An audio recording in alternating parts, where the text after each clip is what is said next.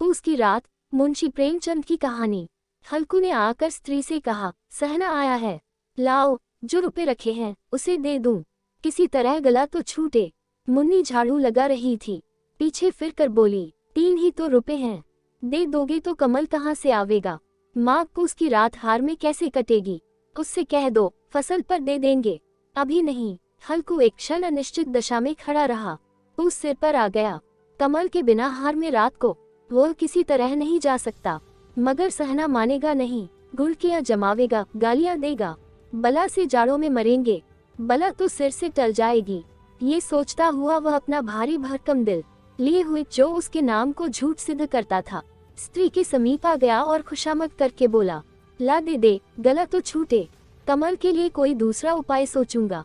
मुन्नी उसके पास से दूर हट गई और आंखें तरेरती हुई बोली, कर चुके दूसरा उपाय, जरा सुनूं तो कौन सा उपाय करोगे, कोई खैरात दे देगा कमल, न जाने कितनी बाकी है, जो किसी तरह चुकने ही नहीं आती। मैं कहती हूँ तुम क्यों नहीं खेती छोड़ देते, मर मर काम करो, उपज हो तो बाकी दे दो, चलो छुट्टी हुई, बाकी चुकाने के लिए ही तो हमारा जन्म हुआ है, पेट के लिए मजूरी करो, ऐसी खेती से बाज आए, मैं रुपए न दूंगी न दूंगी। हल्कू उदास होकर बोला, तो क्या गाली खाऊं। मुन्नी ने तड़प कर कहा, गाली क्यों देगा, क्या उसका राज है। मगर यह कहने के साथ ही उसकी तनी हुई भौहें ढीली पड़ गईं। हल्कू के उस वाक्य में जो कठोर सत्य था, वह मानो एक भीषण जंतु की भांति उसे घूर रहा था। उसने जाकर आले पर से रुपए निकाले और लाकर हल्कू के हाथ पर रख दिए, फिर बोली, तुम छोड़ दो अब की से खेती, मजूरी में सुख से एक रोटी तो खाने को मिलेगी, किसी की धौंस तो न रहेगी, अच्छी खेती है, मजूरी करके लाओ, वह भी उसी में झोंक दो, उस पर धौंस। हल्कू ने रुपए लिए और इस तरह बाहर चला मानो अपना हृदय निकाल कर देने जा रहा हो। उसने मजूरी से एक एक पैसा काट कपट कर 3 रुपए कमल के लिए जमा किए थे, वह आज निकले जा रहे थे। एक एक पग के साथ उसका मस्तक अपनी दीनता के भार से दबा जा रहा था। उसकी अंधेरी रात, आकाश पर तारे भी ठिठुरते हुए मालूम होते थे। हल्कू अपने खेत के किनारे ऊख के परतों की एक छतरी के नीचे बांस के खटोले पर अपनी पुरानी गाढ़े की चादर ओढ़े पड़ा काम रहा था। खाट के नीचे उसका संगी कुत्ता जबरा पेट में मुंह डाले सर्दी से कू कर रहा था। 2 में से एक को भी नींद न आती थी। हल्कू ने घुटनियों को गर्दन में चिपकाते हुए कहा, क्यों जबरा, जाड़ा लगता है। कहता तो था घर में पुआल पर लेट रहे, तो यहाँ क्या लेने आए थे, अब खाओ ठंड, मैं क्या करूँ। जानते थे मैं यहाँ हलवा पूरी खाने आ रहा हूँ। दौड़े दौड़े आगे आगे चले आए, अब रो नानी के नाम को। जबरा ने पड़े पड़े दुम हिलाए और अपनी कुकू को दीर्घ बनाता हुआ एक बार जम्हाए लेकर चुप हो गया। उसकी श्वान बुद्धि ने शायद ताड़ लिया, स्वामी को मेरी कुकू से नींद नहीं आ रही है। हल्कू ने हाथ निकालकर जबरा की ठंडी पीठ सहलाते हुए कहा, कल से मत आना मेरे साथ, नहीं तो ठंडे हो जाओगे। ये रान पछुआ न जाने कहाँ से बर्फ लिए आ रही है। उठूं, फिर एक चिलम भरूं, किसी तरह रात तो कटे। 8 चिलम तो पी चुका। ये खेती का मजा है। और एक एक भगवान ऐसे पड़े हैं जिनके पास जाड़ा जाए तो गर्मी से घबरा कर भागे। मोटे मोटे गद्दे, लिहाफ कमल, मजाल है जाड़े का गुजर हो जाए। तकदीर की खूबी, मजूरी हम करें, मजा दूसरे लूटें। हल्कू उठा, गड्ढे में से जरा सी आग निकालकर चिलम भरी। जबरा भी उठ बैठा। हल्कू ने चिलम पीते हुए कहा, पिएगा चिलम, जाड़ा तो क्या जाता है, जरा मन बदल जाता है। जबरा ने उसके मुंह की ओर प्रेम से छलकती हुई आंखों से देखा। हल्कू, आज और जाड़ा खा ले, कल से मैं यहाँ पुआल बिछा दूंगा, उसी में घुसकर बैठना, तब जाड़ा न लगेगा। जबरा ने अपने पंजे उसकी घुटनियों पर रख दिए और उसके मुंह के पास अपना मुंह ले गया। हल्कू को उसकी गर्म सांस लगी। चिलम पीकर हल्कू फिर लेटा और निश्चय करके लेटा कि चाहे कुछ हो, अब की सो जाऊंगा। पर एक ही क्षण में उसके हृदय में कंपन होने लगा। कभी इस करवट लेटता, कभी उस करवट पर जाड़ा किसी पिशाच की भांति उसकी छाती को दबाए हुए था।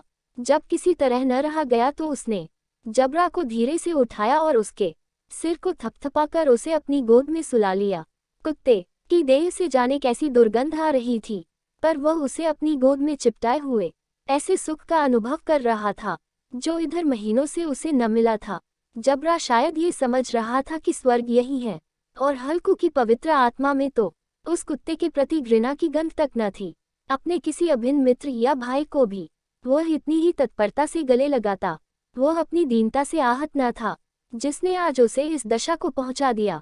नहीं, इस अनोखी मैत्री ने जैसे उसकी आत्मा के सब द्वार खोल दिए थे और उनका एक एक अणु प्रकाश से चमक रहा था। सहसा जबरा ने किसी जानवर की आहट पाए। इस विशेष आत्मीयता ने उसमें एक नई स्फूर्ति पैदा कर दी थी जो हवा के ठंडे झोंकों को तुच्छ समझती थी। वह झपट कर उठा और छपरी से बाहर आकर भूंकने लगा। हल्कू ने उसे कई बार चुमकार कर बुलाया पर वह उसके पास न आया। हार में चारों तरफ दौड़ दौड़कर भूंकता रहा। एक क्षण के लिए आ भी जाता तो तुरंत ही फिर दौड़ता। कर्तव्य उसके हृदय में अरमान की भांति ही उछल रहा था। 1 घंटा और गुजर गया। रात ने शीत को हवा से धधकाना शुरू किया। हल्कू उठ बैठा और दोनों घुटनों को छाती से मिलाकर सिर को उसमें छिपा लिया। फिर भी ठंड कम न हुई। ऐसा जान पड़ता था सारा रक्त जम गया है, धमनियों में रक्त की जगह हिम बह रहा है। उसने झुककर आकाश की ओर देखा। अभी कितनी रात बाकी है। सप्तर्षि अभी आकाश में आधे भी नहीं चढ़े। ऊपर आ जाएंगे तब कहीं सवेरा होगा। अभी पहर से ऊपर रात है। हल्कू के खेत से कोई एक गोली के टप्पे पर आमों का एक बाग था। पतझड़ शुरू हो गई थी। बाग में पत्तियों को ढेर लगा हुआ था। हल्कू ने सोचा चलकर पत्तियां बटोरूं और उन्हें जलाकर खूब तापूं। रात को कोई मुझे पत्तियां बटोरते देख तो समझे कोई भूत है। कौन जाने कोई जानवर ही छिपा बैठा हो। मगर अब तो बैठे नहीं रहा जाता। उसने पास के अरहर के खेत में जाकर कई पौधे उखाड़ लिए और उनका एक झाड़ू बनाकर हाथ में सुलगता हुआ उपला लिए बगीचे की तरफ चला। जबरा ने उसे आते देखा तो पास आया और दुम हिलाने लगा। हल्कू ने कहा अब तो नहीं रहा जाता जबरू, चलो बगीचे में पत्तियां बटोर कर तापें। टांठे हो जाएंगे तो फिर आकर सोएंगे। अभी तो बहुत रात है। जबरा ने कुकू करके सहमति प्रकट की और आगे आगे बगीचे की ओर चला। बगीचे में खूब अंधेरा छाया हुआ था और अंधकार में निर्दय पवन पत्तियों को कुचलता हुआ चला जाता था। वृक्षों से उसकी बूंदें टप टप नीचे टपक रही थीं। एकाएक एक झोंका मेहंदी के फूलों की खुशबू लिए हुए आया। हल्कू ने कहा कैसी अच्छी महक आई जबरू, तुम्हारी नाक में भी तो सुगंध आ रही है। जबरा को कहीं जमीन पर एक हड्डी पड़ी मिल गई थी। उसे चिंचोड़ रहा था।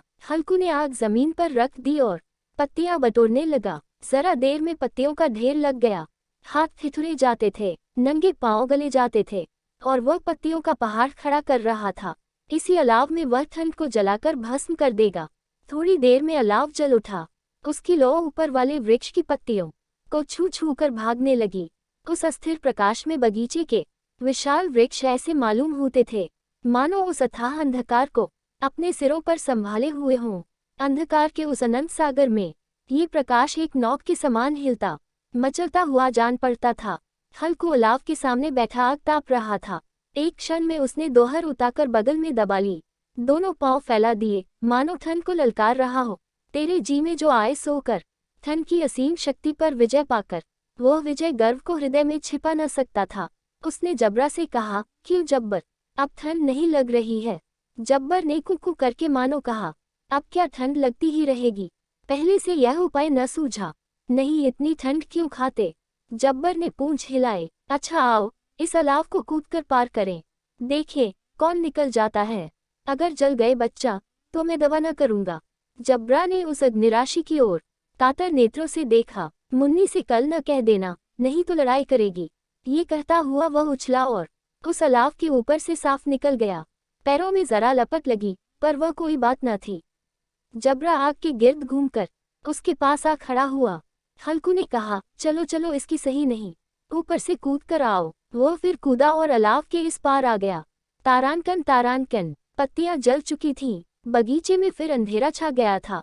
राख के नीचे कुछ कुछ आग बाकी थी जो हवा का झोंका आ जाने पर जरा जाग उठती थी पर एक क्षण में फिर आंखें बंद कर लेती थी। हल्कू ने फिर चादर ओढ़ ली और गर्म राख के पास बैठा हुआ एक गीत गुनगुनाने लगा। उसके बदन में गर्मी आ गई थी पर ज्यों ज्यों शीत बढ़ती जाती थी उसे आलस से दबाए लेता था। जबरा जोर से भूंककर खेत की ओर भागा। हल्कू को ऐसा मालूम हुआ कि जानवरों का एक झुंड खेत में आया है। शायद नीलगायों का झुंड था। उनके कूदने दौड़ने की आवाजें साफ कान में आ रही थीं। फिर ऐसा मालूम हुआ कि खेत में चर रही हैं। उनके चबाने की आवाज चरचर सुनाई देने लगी। उसने दिल में कहा नहीं, जबरा के होते कोई जानवर खेत में नहीं आ सकता। नोच ही डाले। मुझे भ्रम हो रहा है। कहाँ, अब तो कुछ नहीं सुनाई देता। मुझे भी कैसा धोखा हुआ। उसने जोर से आवाज लगाई, जबरा जबरा। जबरा भूंकता रहा, उसके पास न आया। फिर खेत के चरे जाने की आहट मिली। अब वह अपने को धोखा न दे सका। उसे अपनी जगह से हिलना जहर लग रहा था। कैसा दंदाया हुआ था। इस जाड़े पाले में खेत में जाना, जानवरों के पीछे दौड़ना असह्य जान पड़ा। वह अपनी जगह से न हिला। उसने जोर से आवाज लगाए, लेहो लेहो लेहो। जबरा फिर भूख उठा। जानवर खेत चर रहे थे। फसल तैयार है। कैसी अच्छी खेती थी, पर ये दुष्ट जानवर उसका सर्वनाश किए डालते हैं। हल्कू पक्का इरादा करके उठा और 2-3 कदम चला, पर एकाएक हवा का ऐसा ठंडा चुभने वाला बिच्छू के डंक का सा झोंका लगा कि वह फिर बुझते हुए अलाव के पास आ बैठा और राख को कुरेद कर अपनी ठंडी देह को गरमाने लगा। जबरा अपना गला फाड़ डालता था। नील गाय खेत का सफाया किए डालती थी और हल्कू गर्म राख के पास शांत बैठा हुआ था। अकर्मण्यता ने रस्सियों की भांति उसे चारों तरफ से जकड़ रखा था। उसी राख के पास गर्म जमीन पर वह चादर ओढ़कर सो गया। सवेरे जब उसकी नींद खुली, तब चारों तरफ धूप फैल गई थी और मुन्नी कह रही थी, क्या आज सोते ही रहोगे? तुम यहाँ आकर रम गए और उधर सारा खेत चौपट हो गया। हल्कू ने उठकर कहा, क्या तू खेत से होकर आ रही है? मुन्नी बोली, हाँ, सारे खेत का सत्यानाश हो गया। भला ऐसा भी कोई सोता है? तुम्हारे यहाँ मड़ैया डालने से क्या हुआ? हल्कू ने बहाना किया, मैं मरते मरते बचा। तुझे अपने खेत की पड़ी है। पेट में ऐसा दर्द हुआ कि मैं ही जानता हूँ। दोनों फिर खेत के डाढ़ पर आए। देखा, सारा खेत रौंदा पड़ा हुआ है और जबरा मड़ैया के नीचे चित लेटा है, मानो प्राण ही न हो। दोनों खेत की दशा देख रहे थे। मुन्नी के मुख पर उदासी छाई थी, पर हल्कू प्रसन्न था। मुन्नी ने चिंतित होकर कहा, अब मजूरी करके मालगुजारी भरनी पड़ेगी। हल्कू ने प्रसन्न मुख से कहा, रात को ठंड में यहाँ सोना तो न पड़ेगा।